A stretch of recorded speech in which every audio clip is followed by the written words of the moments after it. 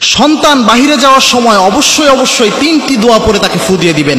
আমাদের অনেকের সন্তান স্কুল কলেজ বিভিন্ন জায়গায় যায়, অনেক মায়েরা এ সময় কি পরে ফু দিয়ে দিবে সন্তানকে? বাহিরের হাজার বালা মুসিবত, রোডঘাটে অনেক সময় অ্যাক্সিডেন্ট হয়, এগুলো থেকে নিরাপত্তার জন্য সন্তানকে কি পরে ফু দিবে এটা অনেকেই জানে না।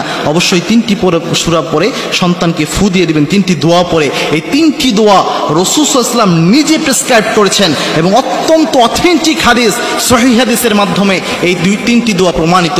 রাসূল সাল্লাল্লাহু আলাইহি ওয়াসাল্লাম, সাহাবা একরাম এই তিনটি আমল করতেন। প্রথম যে দোয়াটা রয়েছে এটা তিরমিজিতে হাদিস এসেছে, রাসূল সাল্লাল্লাহু আলাইহি ওয়াসাল্লাম নিজে বলেছেন, আল্লাহর হাবিব সাল্লাল্লাহু আলাইহি ওয়াসাল্লাম বলছেন, যখন তোমাদের কেউ ঘর থেকে বের হয় তখন যেন ওই ব্যক্তি পড়ে বিসমিল্লাহি তাওয়াক্কালতু আলাল্লাহ ওয়ালা হাওলা ওয়ালা কুওয়াতা ইল্লা বিল্লাহ।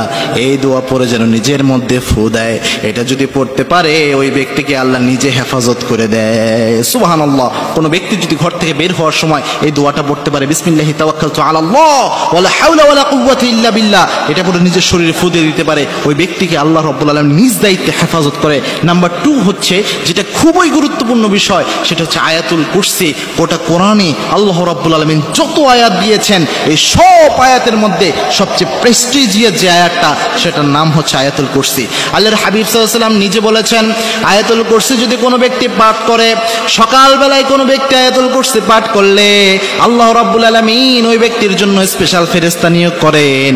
সারাদিন ওই ব্যক্তির পাহারাদার হিসেবে ওই ফেরেশতাকে আল্লাহ নিযুক্ত করে দেয়। সুবহানাল্লাহ। অর্থাৎ ওই ফেরেশতা ওই ব্যক্তির প্রোটেকশনের দায়িত্ব আল্লাহ রাব্বুল আলামিনের পক্ষ থেকে নিয়ে নেয়। সুতরাং আয়াতুল কুরসি খুবই গুরুত্বপূর্ণ বিষয়, এবং একজন মুমিন হিসেবে, অ্যাজ এ মুমিন, অ্যাজ এ মুসলিম, আয়াতুল কুরসি সবচেয়ে বড় অস্ত্রের মধ্যে একটি অস্ত্র আয়াতুল কুরসি। এটা সবার জানা উচিত। 2 নম্বরে যেটা পড়বেন সেটা হচ্ছে আয়াতুল কুরসি। নাম্বার 3 যে দোয়াটা পড়বেন, এটা আবু দাউদ শরীফে হাদিস এসেছে, 3 বার সকালে পড়তে হবে, 3 বার সন্ধ্যায় পড়তে হবে। রাসূল সাল্লাল্লাহু আলাইহি ওয়াসাল্লাম নিজে নিজের শরীরে এটা পড়ে ফু দিতেন।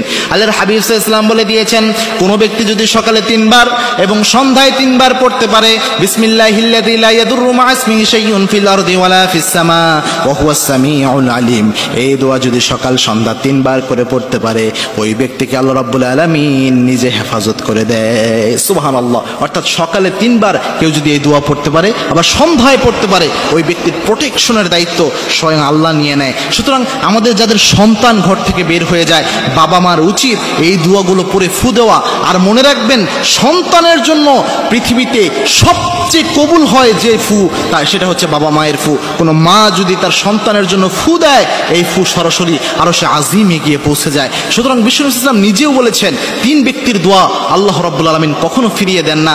তার মধ্যে এক ব্যক্তি হচ্ছে সন্তানের জন্য কোনো মা বাবা যদি দোয়া করে, আল্লাহ রাব্বুল আলামিন সেই দোয়া ফিরিয়ে দেয় না। সুতরাং আমাদের মায়েদের উচিত, সন্তানকে যখনই ঘর থেকে বের করা হয়, অর্থাৎ বিভিন্ন প্রতিষ্ঠানে বের করার জন্য অথবা খেলার জন্য যখন সন্তান ঘর থেকে বের হয়ে যাচ্ছে, এই হাজার বালা মুসিবত থেকে সন্তানকে হেফাজতের জন্য এই 3টি দোয়া পড়ে ফু দেওয়া। এই 3টি দোয়া আপনারা চাইলে হিসনুল মুসলিম একটি অ্যাপ রয়েছে বা এক বই রয়েছে, এখানে আপনারা পেয়ে যাবেন। এই 3টি দোয়া পড়ে যদি সন্তানকে ফু দিতে পারেন, ইনশাআল্লাহ যাবতীয় বালা এবং মুসিবত থেকে স্বয়ং আল্লাহ রাব্বুল আলামিন তাকে হেফাজত করবেন।